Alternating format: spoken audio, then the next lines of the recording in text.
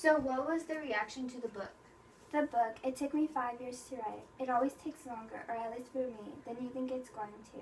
And it came out in 1963, and it was quite fantastic, the effect it had. It was like I put into words what a lot of women have been feeling and thinking, that they were freaks and that they were the only ones.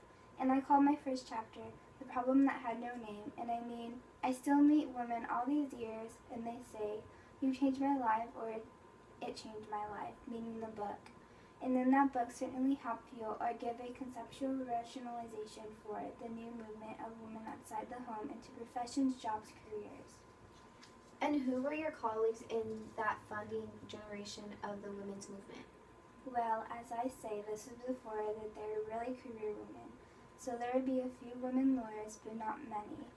They would have been leaders of the League of Women Voters or somewhere. Some from the labor movement, some working in Washington. And Eleanor Roosevelt was behind the first commissions on the status of women, both federally and in the states. And so these were women leaders of the women's organization put on these commissions on the status of women and studying the question of what was happening to women. But there was a part of the movement, and I know you were not a part of it, that was well publicized and really became known as being anti-male. Well, there was that. I mean, there are many currents as in any movement. There was one distortion of sexual politics, which tried to make it that I concerned in Urania's literal analogy of the situation of women and men, based on the model of class warfare and even racial rebellion against repression. But the situation of women and men is not comparable to worker, boss, or black and white, you know.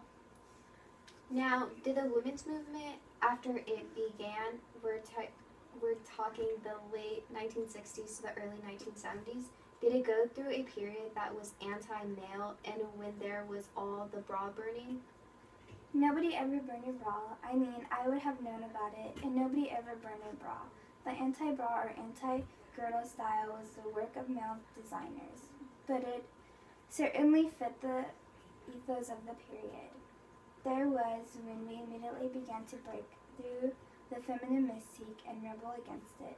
There were some racial versions of it that, you know, don't wear makeup, don't shave your legs, stuff like that. But many part of it, you know, the mainstream, what I thought it was all about was simply equal opportunity. Well, thank you very much, Betty Friedan, for being here today with us.